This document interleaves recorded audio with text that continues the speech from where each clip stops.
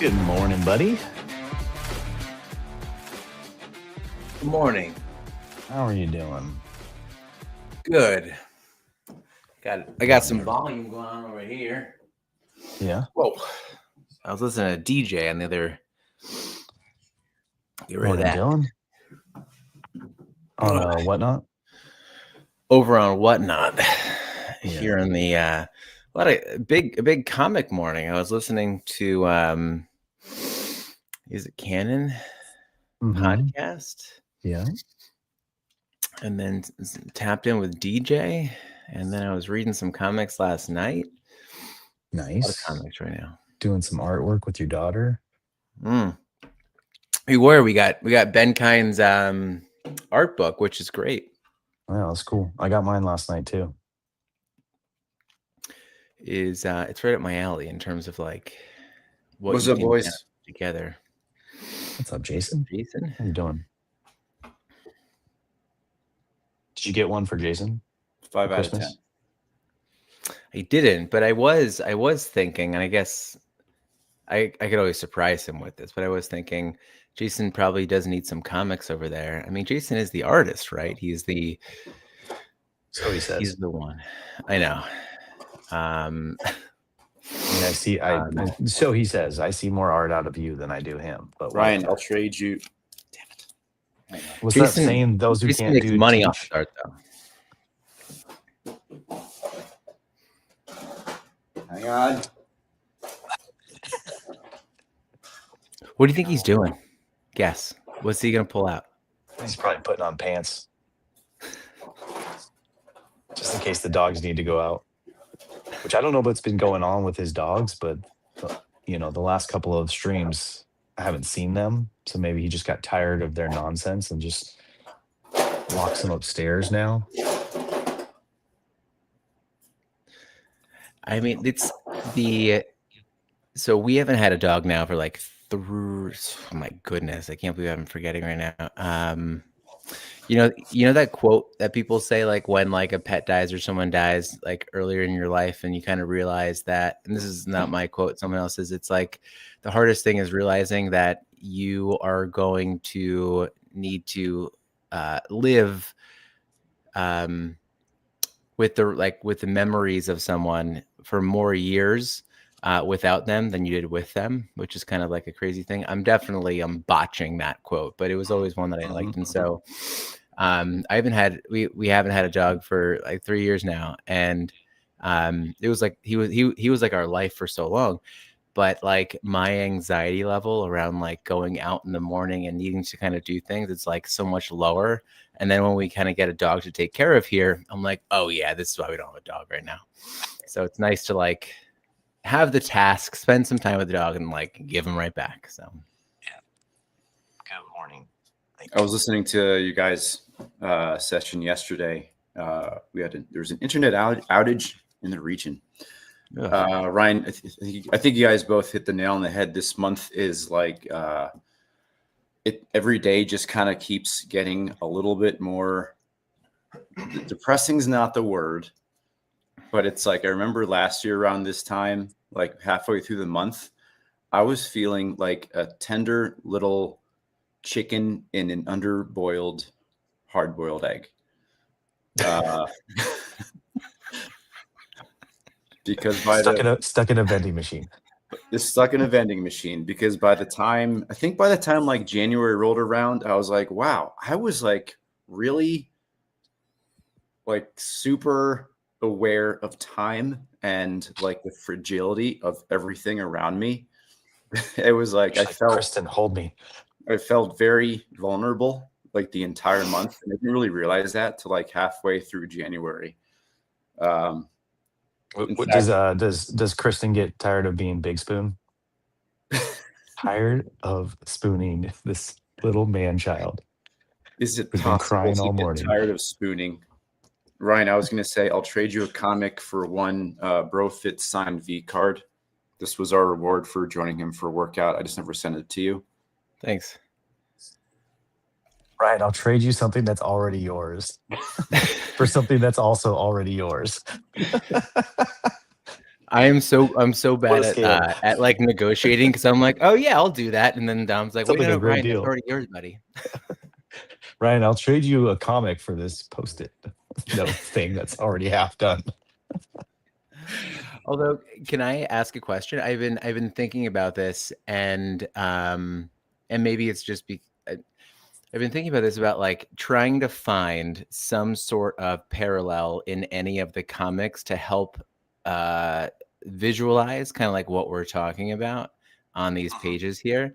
I feel like my mind's always kind of like looking for that, and then it's like, okay, hey, maybe I can teach my kids this right now. And so like this month it is so depressing. And I remember like the comic number 3, I felt incredibly depressed as I was reading it. And so I was like, is it just depression that I'm like looking at there? I don't know. But Comic-induced depression. you know what it was? If no one's read the comics, it's like I I still think that like V Friends in some way is like trying to kind of find itself in like these comics, and so there was this like jump from comic issue 2 to issue 3 that was like kind of like fun and characters and all that kind of stuff, and then all of a sudden there's there's someone on a bridge that looks like they're gonna jump off. And so it's like, wait, hold on a second. What is this? So I was thinking about it and I was like, yeah, I guess that's kind of like where I'm feeling right now about December. Well, how about this, guys? Let's ease into this month. Can we just talk about dogs dying? Just start there. That seems like a good way to start the month. Before we get to humans.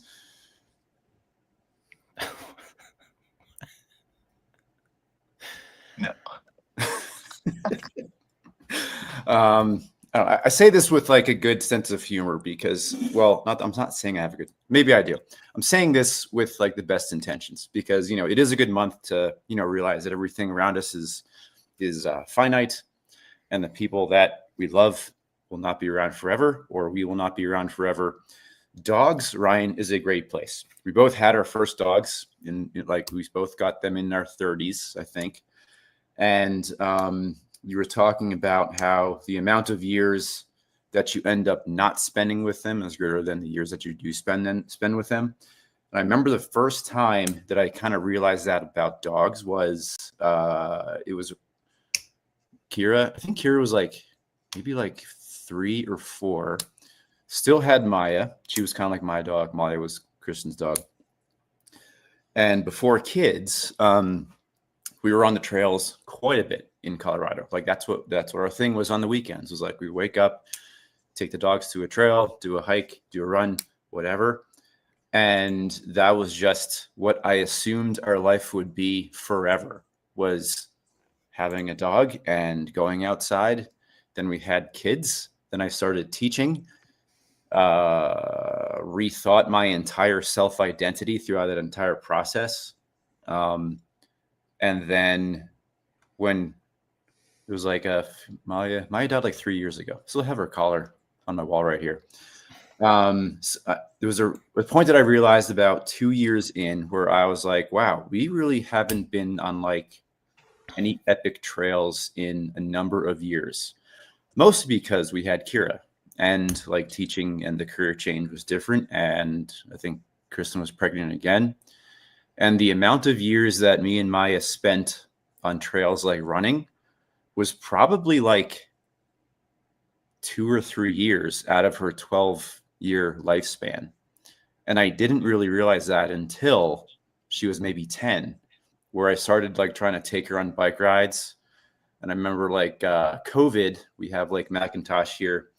And when everybody, right in the beginning, I would take her on this ride around the lake. And I started noticing, was like, man, she's really getting slow. And like she wouldn't run as fast or as far. And that's when that time period hit me. It's like, man, this isn't forever. And she's got maybe like 2 or 3 years left.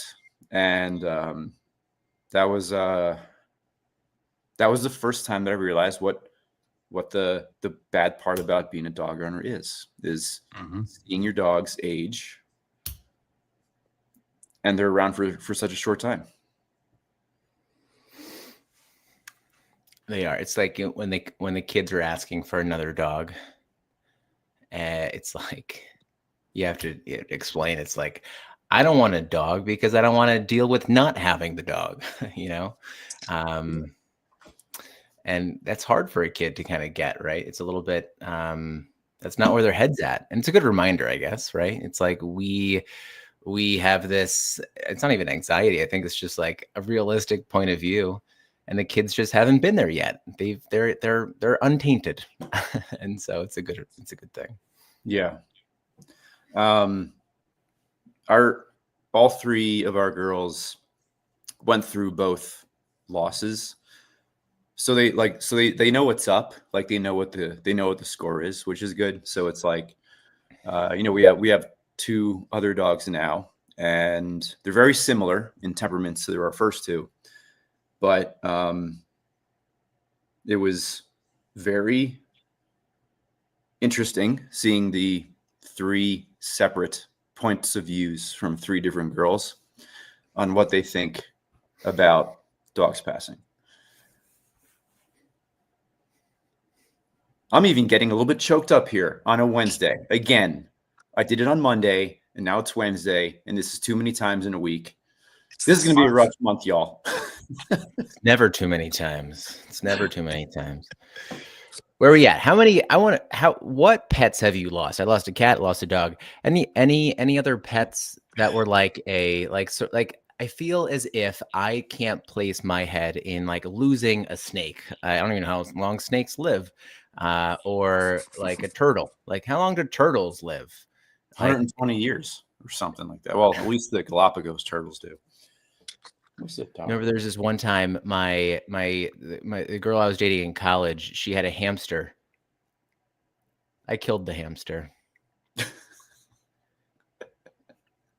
And I tried to replace it.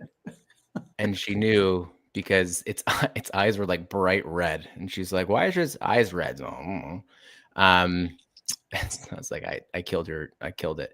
I mean, I guess the secret is I actually Weird killed way to two. get out of a relationship, Ryan. I know I should have earlier, but the one is I guess both are gruesome, but like I wasn't sad. I was like, this is really weird. That's kind of my thought. One was one was bad. It was they were all accidents, but like one was really bad. And then the other was that apparently hamsters, you're not supposed to put cedar wood chips in with them, or else like they have this like crazy reaction. They just like blow up. And that happened, and we watched it happen. I don't know. It's crazy. Dylan Ray. How many hamsters did you kill? 2. I killed 2 hamsters.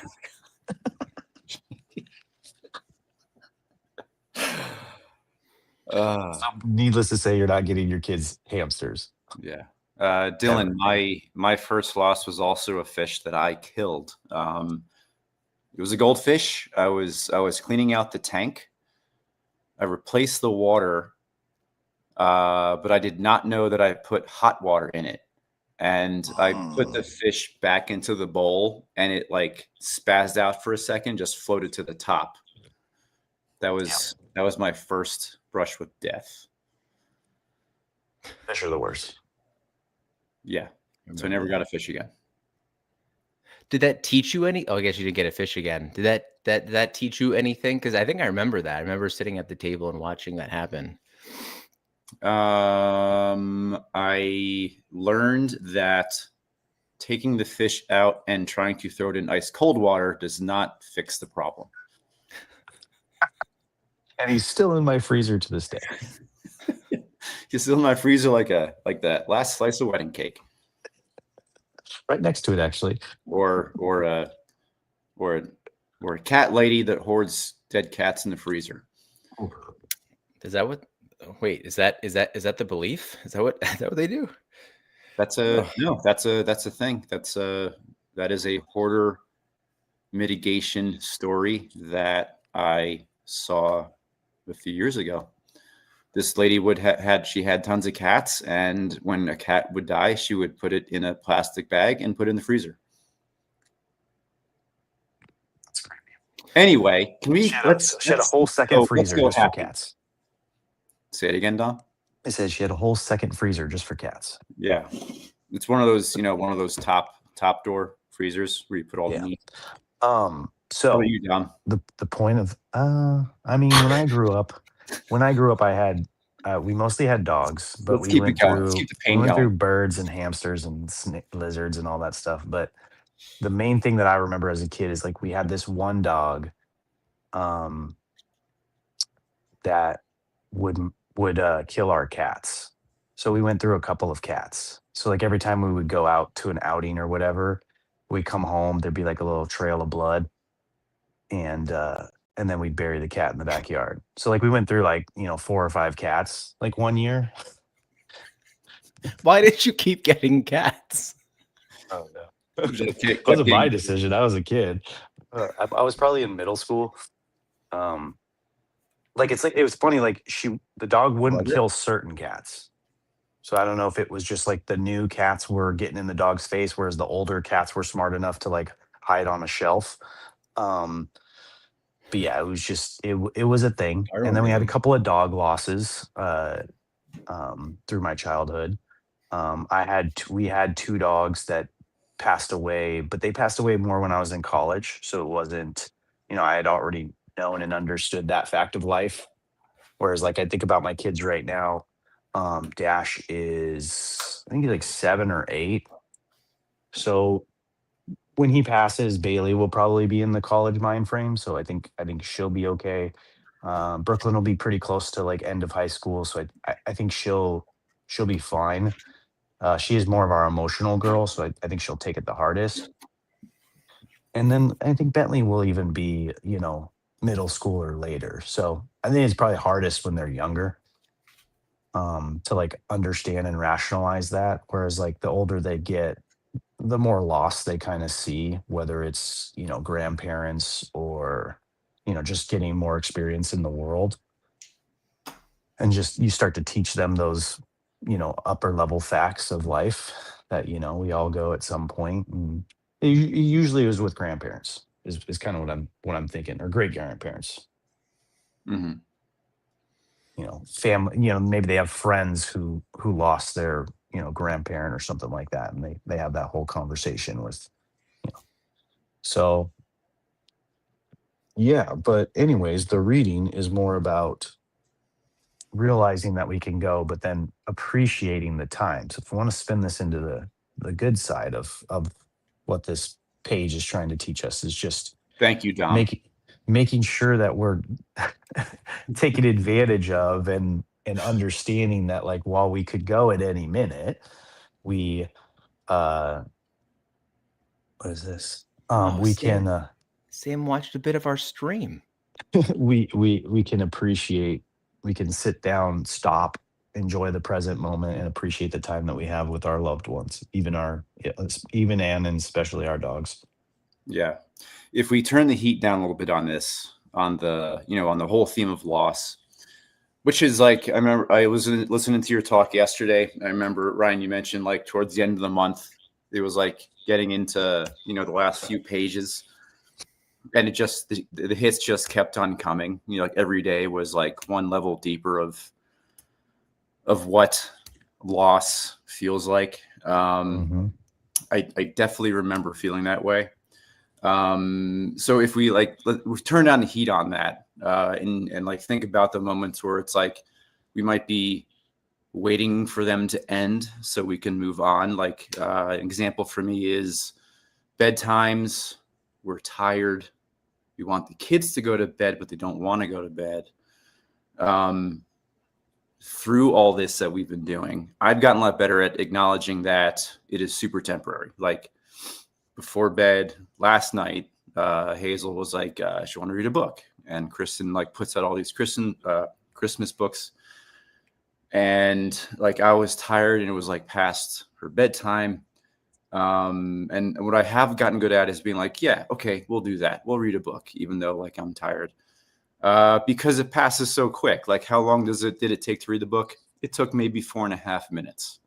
Yeah. And by the time we ended up going to bed, it was only like 15 minutes since past that time that I was like anxious to kind of move on. I had a little bit of work to do.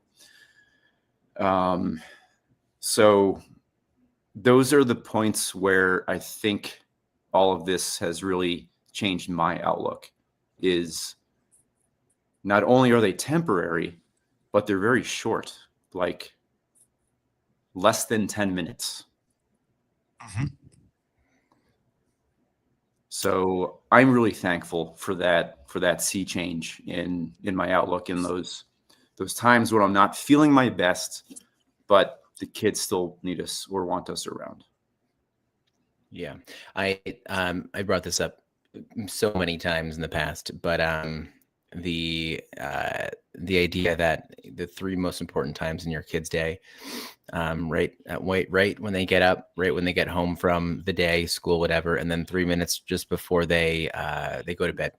Those are the three most impactful moments of their day that we can always show up for. We always have 9 minutes. We have 3 minutes to be able to slow down and just listen to them. And I remind myself that often because it is, things get hectic, right? You're always thinking about the next thing. So I agree with you. That every time you bring that up, there's a part of me that hates it and dies inside because Oh, sorry. most days I'm not around for any of those 9-minute sessions or those 3-minute sessions. Cause like I'm gone when they wake up most days. When they get home from school, I'm not there. And when they go to bed, I'm already asleep. I remember I've thought about that before, Dom. But obviously there's a bunch of days during the week when I am home for those moments. So Yeah. I do think of you often when I get to experience those moments. Do you? Because I've thought about your schedule and how it's so different than mine. And I guess the question for you, Dom, is how do you resolve that? Not just like by action, but how do you resolve that in your head by not being there for those moments? Um Or do you feel like you're losing that stuff? Or do you feel like no, I still like I because the premise of that thought is that you can make you can you can make a little bit of time go a long way between your relationship with you and your kids. Now, like the philosophy that Ryan's saying lays it out, like it makes sense for people with normal schedules. But obviously, if you have like a doctor or a night shift worker or someone who's an airline pilot and is away for a couple of days or someone in the military, like it doesn't make sense for everybody. But what the philosophy behind it is that like a little can go a long way. So when you have those little moments, like Ryan sitting on the counter with Sloan last night, drawing and coloring, like when you have those little moments, it's just a I think he said it was 10 minutes. So it's just 10 minutes. But that was 10 minutes of like one-on-one, super close, super deep, like almost romantic time between the two of them that like they shared. And so it's more along the lines of that. It's not the specific time of day.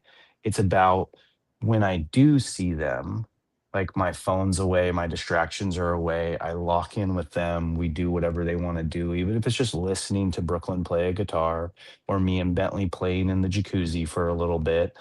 Um, yeah, it's that. It's just I do it in different time frames. That's all. I do it the 4 days a week that I'm home more versus the 3 days a week that I'm not home. Yeah, That's all. that's what I kind of figured. Like I was assuming that like when you were home, you make that time count. Yeah. And I couldn't imagine you doing it any different. Yep. Last night, the whole day, our internet was out because there was some damage to a line down in Denver somewhere, and we had the night where there was no service, so we were like hanging out in the room.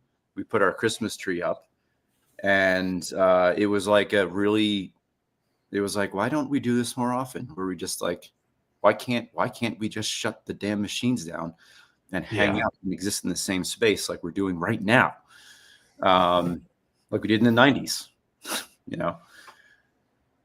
But it, you know, but at the same time, it's like, you know, that brief pause in, you know, technology.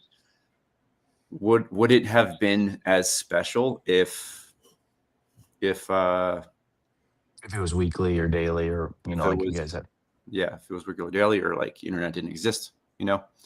So those are all questions that I have too. So I guess I think the important thing is like whatever moment you're in, don't rationalize it. Just go with it and bleed it out for every little drop that you can before you got to move on with your day.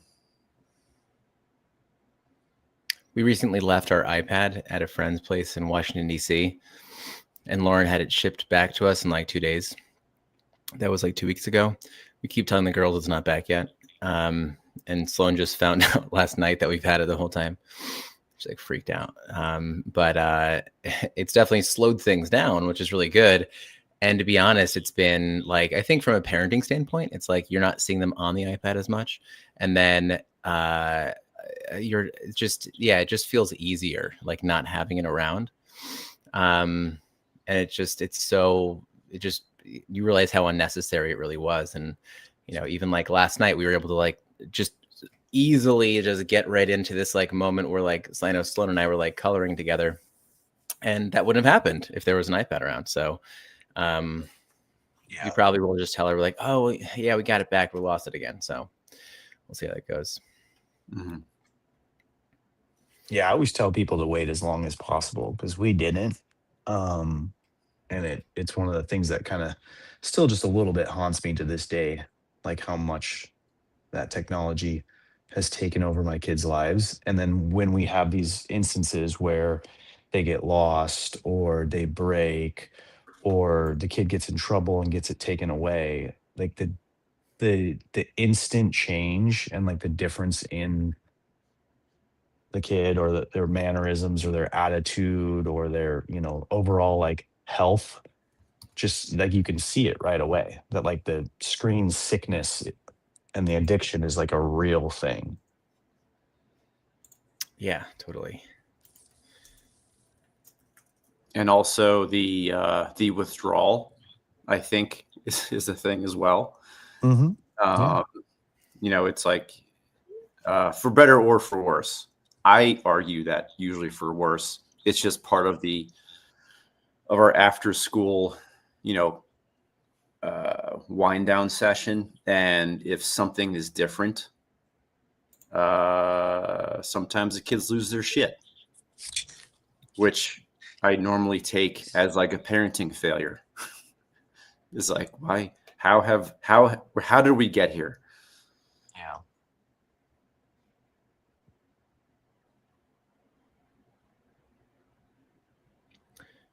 We're giving Sloan an Apple Watch on Friday for her birthday. Nice. So she can track her sleep. I don't know. I just want to I want to shut everything down. There's this like, I don't know about you guys, but there's obviously that dynamic between other kids, which I hate living a life that's based on what other kids have or what other families have and like keeping up with the Joneses kind of thing. But like all of our friends have some sort of like watch that's like they can communicate with their parents, which is nice. Like I think we definitely are at the point where I think communicating with Sloan is going to be necessary. I think the GPS like option I think is going to be nice as well. And I think in the city, because like she will start taking the subway on her own eventually. And she's already kind of like self-dismissing from school some days to like, come home on her own. And so it'll be good to kind of know. And I don't know about anybody else, but there was a point where I remember it hit where I was like, oh man, I'm going to text Sloan right now. But she was like 5, which like that, like daycare. I'm like, oh yeah, I wish like, I was like, oh wait, I can't text her. Like, that's not a thing. So I think it'll be nice to kind of maybe communicate, but I think we have a lot of learning to do with it and seeing exactly how it's going to how we're going to assimilate it and us into this world together. But I just want to shut everything down, like everything outside of like just a text message and the GPS. That's all I want to do. Because I think we have to navigate the idea of like having like a watch in school too. I think we can set it on school mode, but I think they can't wear them anyway. So, Good morning, Deepest. Welcome back. Today we're talking about death. I don't know if you just, I don't care. And tomorrow we're gonna move on to talking about death. we will. Merry Christmas. I was thinking about the. I know it's 9:03. I probably should go to keep myself on schedule in a minute. But when I really do think back to death and learning about it and understanding maybe like that it's part of life, there was one movie in particular, nothing crazy. You guys watched it most likely. Exactly. That's what's in a kid's mind. Like, what is death, Deepest? And so. Was there a movie that taught you about death when you were younger? I have mine and I know it right away. And I feel like if I say it, you guys can be like, oh, yeah. But was Ryan, there if I guess it, will you send me a comic? Yeah, there's already a comic in the mail to you anyway, but that's fine. But When like before time. When before time. Before time. Oh, that's a good one. You're right. Okay. Mine's a little bit more I can't remember the name of mine, but it was about a dog. Like a golden lab or golden retriever. Is pretty infamous movie. I'm trying to think about it. Deepest, Jurassic Park was your first introduction to death. Marley and Me. Marley and Me. Okay, you guys are going I'm not going it's not cartoon. A cartoon. It's with Owen Wilson. Oh, what was it? What was I thinking of? I guess I was thinking something else. Land Before Time. I like how Deepest's death 2008 movies movie are with fun. Owen Wilson and Jennifer Aniston. Weekend at Bernie's. Finding Nemo is a good one. No, there's an easier one. And I feel like I'm going to say it. And now that I'm going to say that, you guys can be like, oh, yeah, you're not going to say that. But my first one was like, oh, yeah, that's kind of real, was My Girl. I was going to say that. That was I've never seen that. Macaulay Culkin died. And it was like the moment where you see it happening, you don't really know what's happening, what the outcome's going to be. And then like when he is, spoiler alert, I'm so sorry. When he's dead and he's like laying and he's like, it's like open casket. And then what's the girl's name in that? Viv? Veda. Yeah. And so then Veda's like in there, like learning, like you watch this child like learn and accept death all at the same time. Bucket List. Crazy. That's a good one too. What was that one? The Bucket List. Oh yeah, with Jack Nicholson and Morgan Freeman. Yeah, I do. Yeah, that was a good one. That was a funny one that got insightful at the end.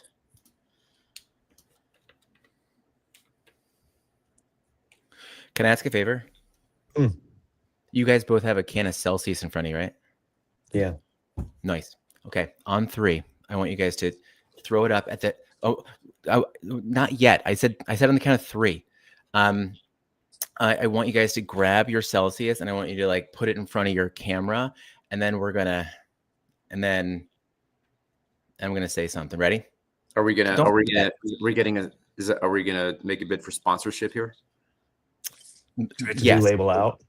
We're gonna do it. It's a goal of mine in the next 3 months to get recognized by Celt. Ready? Let's go. Wait. What do we get if they match? What if they match? They don't. I will bet you mine does not match yours. Okay. 3. Oh, are you guys ready? I'm ready. Okay, ready? 1, 2, 3. Daily Dads brought to you by Celsius. Dad running on Celsius. Running on Celsius. Orange is the worst. Yeah. All right, cool. I'll get a little weird. All right. I got to go. Good job, Ryan. Hopefully we'll get sponsorship tomorrow. I'll be looking in my inbox for an email. Yeah. All right, guys. See you, gentlemen. Have a good day. See you tomorrow. Yeah.